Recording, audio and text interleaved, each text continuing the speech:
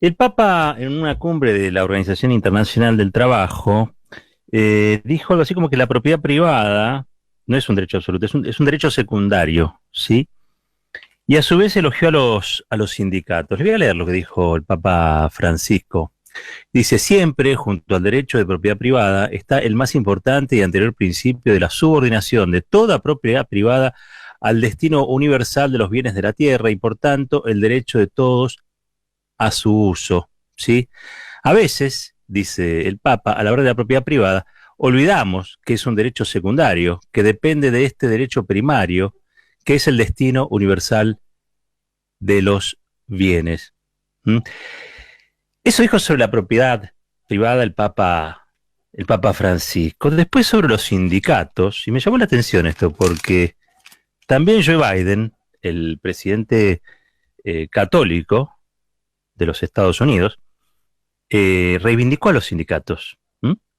En el discurso del 1 de marzo, creo, ¿no? En el discurso sobre el Estado de la Unión, reivindicó a los sindicatos. Y el Papa hizo lo mismo. ¿Saben cómo lo dijo? Miren, el primero, dice, el movimiento sindical enfrenta dos desafíos, dice.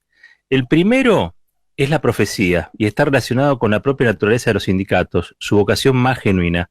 Los sindicatos son una expresión del perfil profético de la sociedad.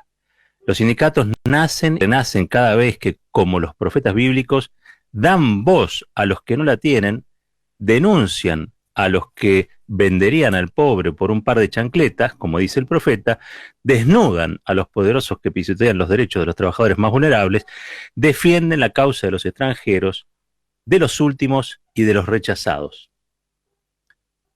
Bueno, uno podría decir que conociendo la historia de Bergoglio, Jorge Bergoglio, el Papa Francisco, estas palabras están en sintonía. Incluso algo de esto ya había anticipado en Fratelli Tutti, allí en una encíclica que él ya había hecho pública.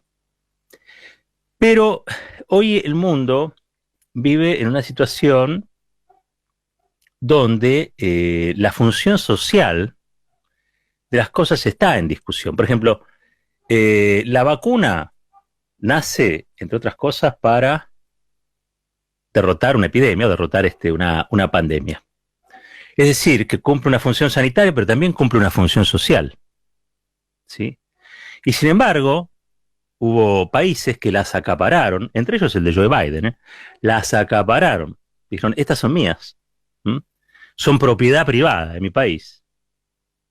Y al acapararlas, el exceso produjo el faltante en otros lados. Hoy lo que estamos discutiendo es el faltante de esas vacunas. Pero bueno, esa es una de las lógicas que también está puesta en crisis producto de la pandemia. La propiedad privada no puede estar por encima del bien común. La propiedad siempre tiene que tener una función social. Y la verdad es que creo que las palabras del Papa eh, tienen un valor muy importante, un valor enorme.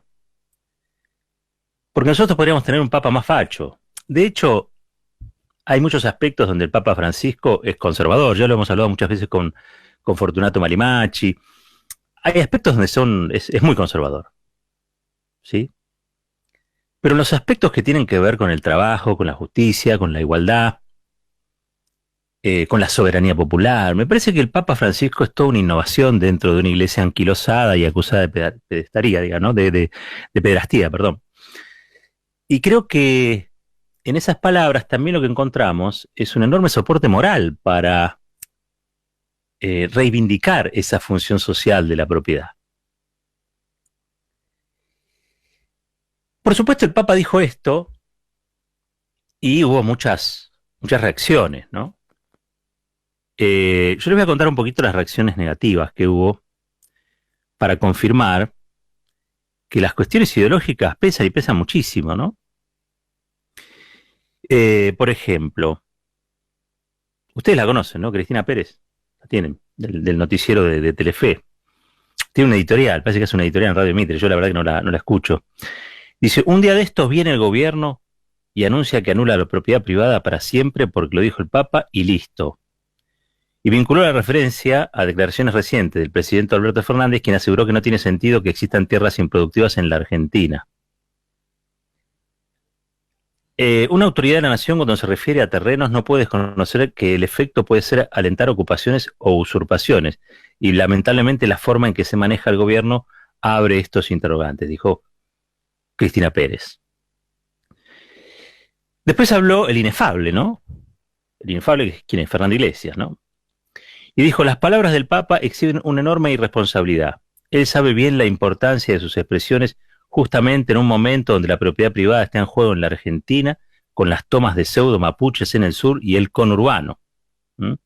No me parece inocente que el Papa salga a decir lo que dijo en este momento. Claramente está dando su apoyo cuando hay muchas usurpaciones en el país.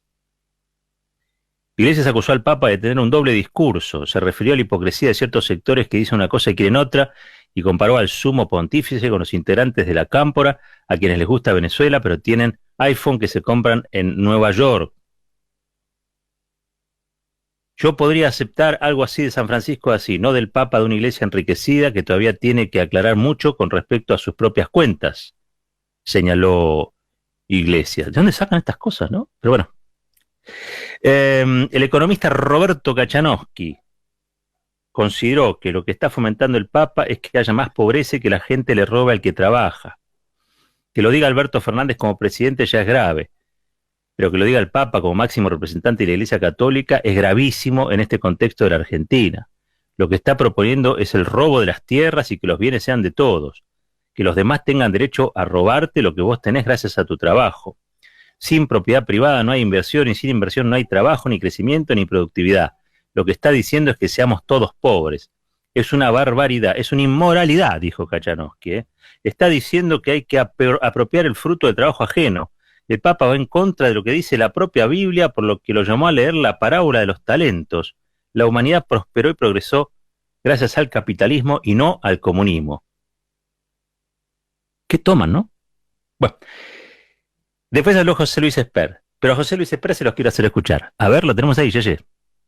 Yo diría que el Papa se dedique a hablar de Dios, de las nubes, de los angelitos. Ahora, cada vez que habla de cuestiones terrenales dice cualquier estupidez. José Luis Esper dijo de lo que dijo el Papa. ¿Sí? Javier Milei, bueno, está vivo porque digo, está en televisión porque el Teatro de la Revista está cerrado. Dice Javier Milei, dijo que la definición que brindó el Papa sobre la redistribución de ingresos implica un acto violento basado en el robo y en el trato desigual frente a la ley que va en contra de las Sagradas Escrituras. Bueno. Y así otros, ¿no? Que salieron a cuestionar lo que el Papa dijo. Vamos a hacer un poquito de historia. En 1949 se consagra una constitución, la impulsa Sampaio, Arturo Sampaio, y allí estaba claramente dicha que la propiedad tenía que cumplir una función social. Es una constitución derogada por un golpe de Estado, el golpe del 55, la fusiladora, y que estaba basada en criterios de época que tenían que ver con lo que se denominaba el constitucionalismo social. Por un lado se asignaban derechos sociales, ¿sí?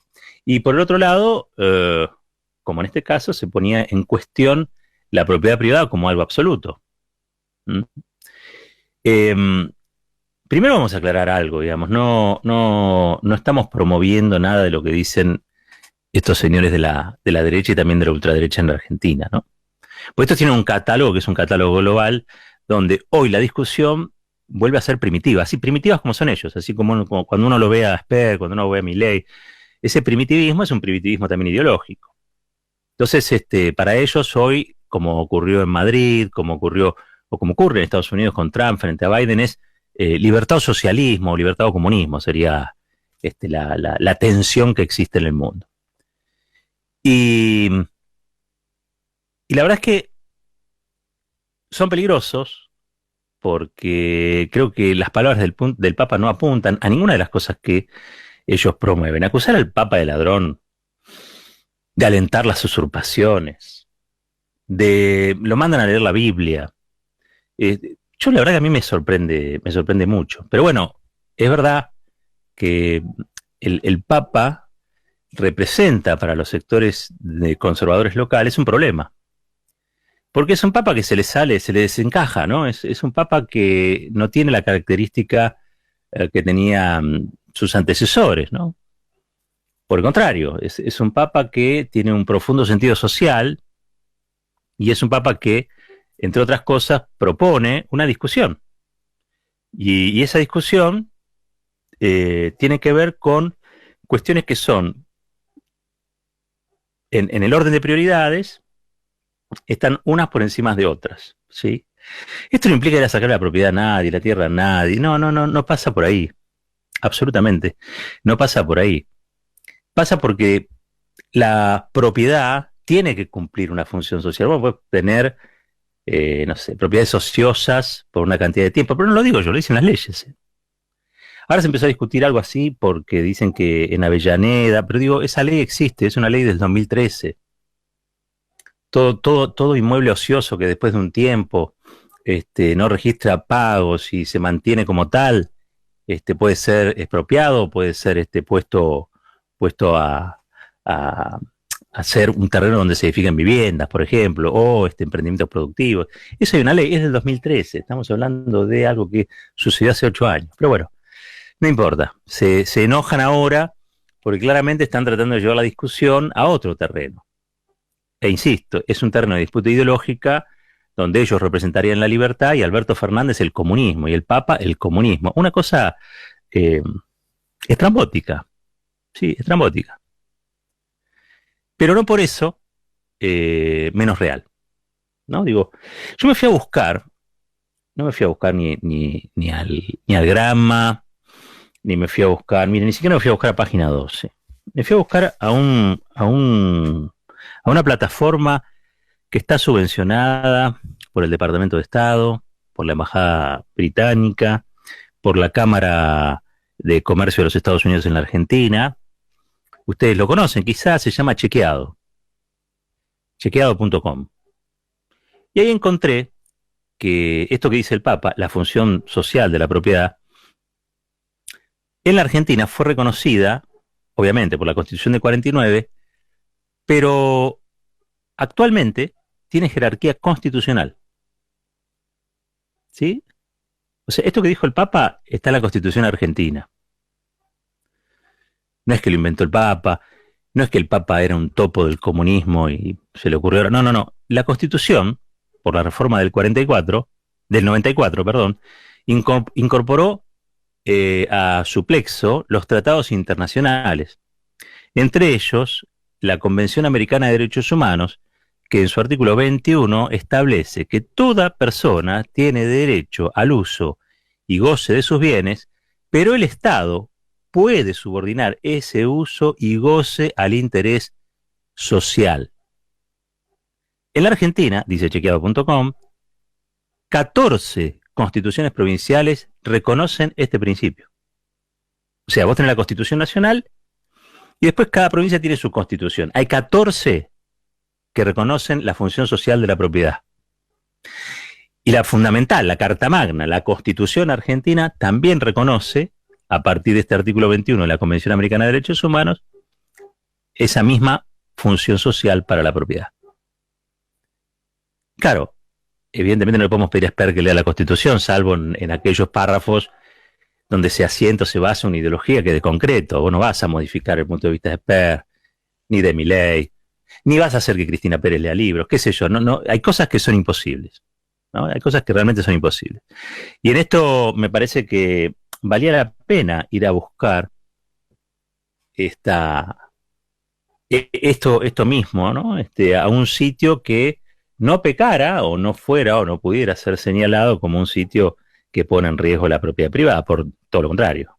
Más bien defienden el principio de regulación del mercado, la libertad del mercado, y también son defensores de la propiedad privada. Ahora, la propiedad privada, insisto, como dice el Papa, es un derecho secundario, ¿sí? Y esto tiene que ver, y yo por eso ponía el ejemplo que me parece hoy más comprensible, más allá de las cuestiones dogmáticas, que es con las vacunas. La verdad es que si hay una persona que tiene 10 vacunas ¿sí? Y hay 10 personas, cada persona tendría que tener una vacuna. Eso es lo que hace el Estado, garantizar que cada uno tenga su vacuna. Ahora, si aparece ahí diciendo las 10 vacunas son mías y para ellos no hay ninguna, bueno, hay 9 personas que se van a quedar sin vacuna, probablemente quedan expuestas al virus y probablemente se mueran. Allí es donde el Estado tiene que velar por la función, la cuestión social, ¿no? Velar por esos derechos. Y eso es lo que a veces se resigna. No es tan terrible. Mire, yo voy a explicar quizá el ejemplo más claro. Vienen y hacen una autopista. Y en la autopista tienen que pasar por determinado lugar y expropian a los propietarios y pasa la autopista. Y no se cayó el mundo. No es que marchamos todos a partir de ese momento al comunismo fatal y tantas cosas. No, nada que ver. Es que la autopista, por una cuestión de mérito, oportunidad y conveniencia, tenía que pasar por ahí, no tenía que pasar a 10 kilómetros. Entonces, tasan y se les paga el resarcimiento a los que eran los propietarios, ¿sí? Y pasa la autopista. Y a partir de ese momento, la sociedad va y viene y llega más rápido al trabajo, o va al trabajo más rápido. Los padres se reencuentran, las madres se reencuentran antes con sus niños o sus niñas. Digo, no necesariamente hay que ser comunista para decir esto que dijo el Papa. Si no, el Papa no lo hubiera dicho. Porque el Papa comunista no es. Podrá ser peronista, justicialista, hincha de San Lorenzo, pero comunista el Papa no es. ¿Sí? Y me parece que los irrita es que los expone.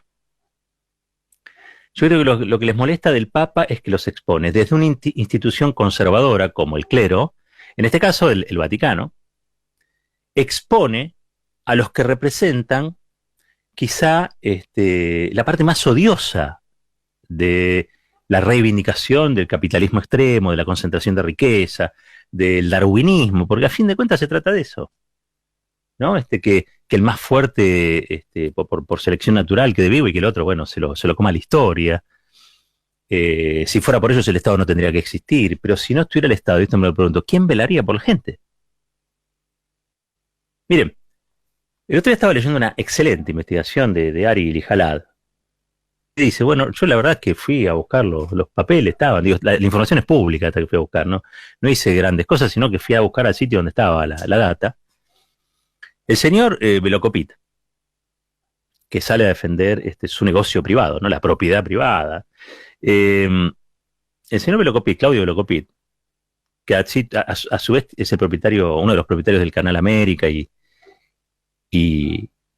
lo usa de plataforma para defender la medicina privada, ¿no? Al fin de cuentas ese es su negocio. Repudia la reforma sanitaria que no conoce, diciendo que es una mayor intervención del Estado. De la intervención del Estado, la mayor presencia del Estado en la economía, al comunismo, para esta gente hay 50 metros, no más que eso. Ahora, el mismo Velocopid, en plena pandemia, cuando tuvo que pagar salarios, no los pagó de su bolsillo, se los tuvo que pagar el Estado. ¿Cómo es? ¿Te interesa el Estado para pagar salarios? Pero después cuando el Estado quiere ordenar, regular, charlar con vos para ver de qué manera se puede dar mejores prestaciones sanitarias, porque la pandemia ha desnudado que invertimos un montón de plata en salud y tenemos un sistema de salud que podría ser muchísimo mejor. Y han aflorado sus falencias, su mala organización, su falta de coordinación. Tenés 3 subsistemas, esto ya lo hemos hablado acá, las obras sociales, las prepagas, lo que es la salud pública. Bueno, todo eso tiene que coordinarse mejor, punto. Yo siempre lo digo con un ejemplo muy concretito. A cada lugar que vas tenés que estar llevando tu historia clínica, porque no están centralizadas. Eso lo tendría que centralizar el Estado. Vos vas a cualquier lugar, te atendés, te dicen enseñar el documento, le das el documento o eventualmente alguna clave que puedas tener, no sé, como en el cajero, y alguien tiene que tener acceso a tu historia clínica. Y no acá se niega la gente con los papeles, con los estudios, con los documentos, con esto, se le perdió el papel, no, vuelve la otra semana. Alguien tiene que pensar en la gente. Bueno, si no lo hace el Estado, evidentemente, no lo van a hacer los otros actores del subsistema. Y el Estado es el que tiene la responsabilidad. Entonces, cuando Velocopit no podía pagar salarios, el Estado puso 700 millones de pesos, escuchen, 700 millones de pesos para pagar salarios del grupo Velocopit. Y ahora Velocopit dice, no, pero yo no quiero que el Estado venga y me audite, no quiero que me coordine, no quiero que haya intervención del Estado, no quiero nada del Estado. ¿Cómo es? Querés cuando te conviene y cuando no querés, no querés. Estas cosas hay que blanquearlas. Yo creo que las discusiones en la Argentina tienen que ir a un estado de conversación más productivo. Pero bueno, está esta reacción, esta cosa picante, ¿no? Este picoteo. Habló el Papa y le sale a contestar experto. ¿No? Entonces, tenemos en la televisión dando opiniones personajes que antes eran como Milei, insisto, teatro de revista, y le pido perdón a Nelly de Lobato, qué sé yo, pero son personajes que, insisto, representan la parte más odiosa de un pensamiento que cuando no está conducido, cuando no está explicado, cuando no está contenido dentro de las normas democráticas, puede ser muy peligroso. ¿Por qué digo esto? No porque haya un pensamiento más peligroso que otro.